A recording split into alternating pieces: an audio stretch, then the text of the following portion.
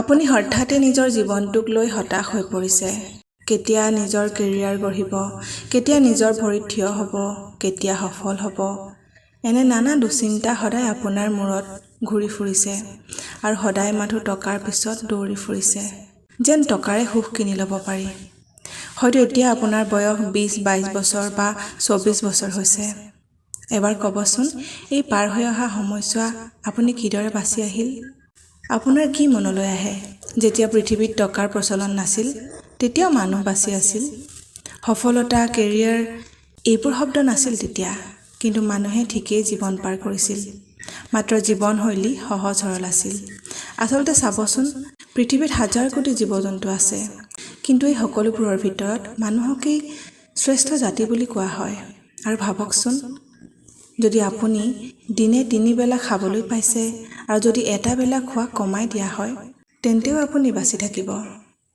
আপুনি মানুহ হৈ জন্ম লৈছে, সেয়ে পৰিস্থিতি যিমানেই কঠিন হওক, আপুনি টিকি থাকিব, বাচি থাকিব পাৰিব। তাৰ বাবে প্ৰয়োজন মনোবল, আত্মবিশ্বাস আৰু সঠিক জ্ঞান। সেইবাবে মিছাতে দুশ্চিন্তাত সোমাই থাকি আপোনাৰ সময়বোৰ নষ্ট কৰি পাৰ নকৰিব। সৰু সৰু কিন্তু শুদ্ধ কামবোৰ কৰিবলৈ আৰম্ভ কৰক। এই কামবোৰৰ পৰা পোৱা সফলতাই আপোনাক আৰু কাম কৰিবলৈ উৎসাহিত কৰিব। শুদ্ধ, আনৰ ক্ষতি নোহোৱা কৰ্ম কৰি গৈ থাকিলে নিশ্চয় সফলতা পাবই। Don't be serious. আপুনি এই পৃথিৱীত চিৰদিনৰ বাবে অহা নাই, মাথো অলপ দিনৰ এটা সুখ দুখৰ যাত্ৰা চলি আছে। আৰু এই যাত্ৰাটোৰ আটাইতকৈ ডাঙৰ শিকিবলগীয়া কথাটো হ'ল, ইয়াত আপুনি কেতিয়াও ঠগ খোৱা নাই। কোনোবাই আপোনাক প্ৰতাৰণা কৰিলেও, বিশ্বাসঘাতকতা কৰিলেও আপুনি প্ৰতাৰিত হোৱা নাই। প্ৰকৃততে আপুনি শিকি আছে, আপুনি মানুহ চিনিছে, প্ৰতিটো খোজতে অভিজ্ঞতা লাভ কৰিছে। হয়, আমি অনুভৱ কৰিব পাৰোঁ, যেতিয়া প্ৰিয় মানুহজনে এৰি যায়, প্ৰতাৰণা কৰে, অন্তৰ ভাগি যায়, বহুত কষ্ট হয়। বন্ধুৱে বিশ্বাসঘাতকতা কৰিলে আপোনাৰ মনত হয়তো আহিব পাৰে যে হয়তো আপোনাৰ ভুল আছিল, বা দেউতাই গালি পাৰিলে অনুভৱ হয় আপোনাৰ কোনো মূল্য নাই। কিন্তু সঁচা কথা এইটো নহয়, এই সকলো অনুভৱ আপোনাৰ নহয়। সমাজে আপোনাক এনে ভাবিবলৈ শিকাইছে। সমাজে কয়, এইবোৰ ঘটা মানে আপোনাৰ আচলতে কোনো মূল্য নাই।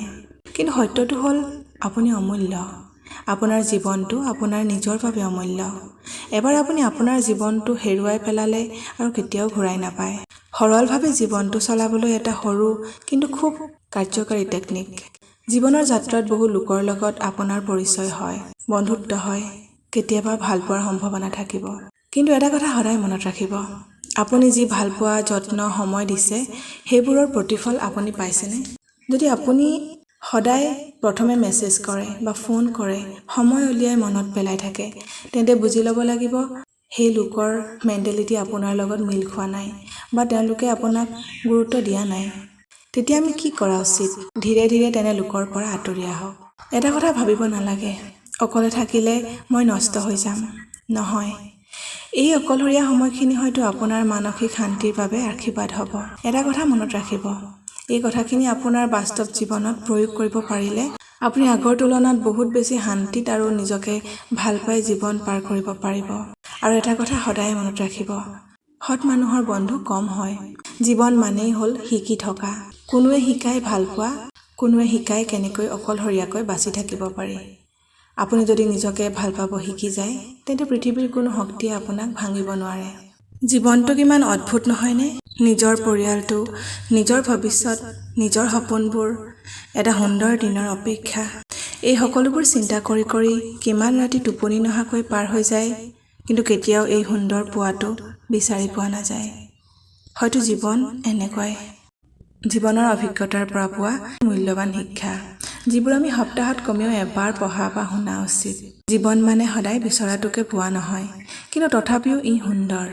সিদ্ধান্ত ল'ব নোৱাৰিলে এটা সৰু খোজ আগলৈ দিয়ক। হয়তো আগৰ খোজটোত সিদ্ধান্ত এটা বিচাৰি পাব পৰাকৈ কিবা সুৰুঙা ওলাবও পাৰে।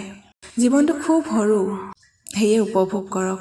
অসুস্থ হ'লে আপোনাৰ চাকৰি অথবা কাম নহয়, আপোনাৰ কাষত থাকিব পৰিয়াল আৰু বন্ধু বান্ধৱ।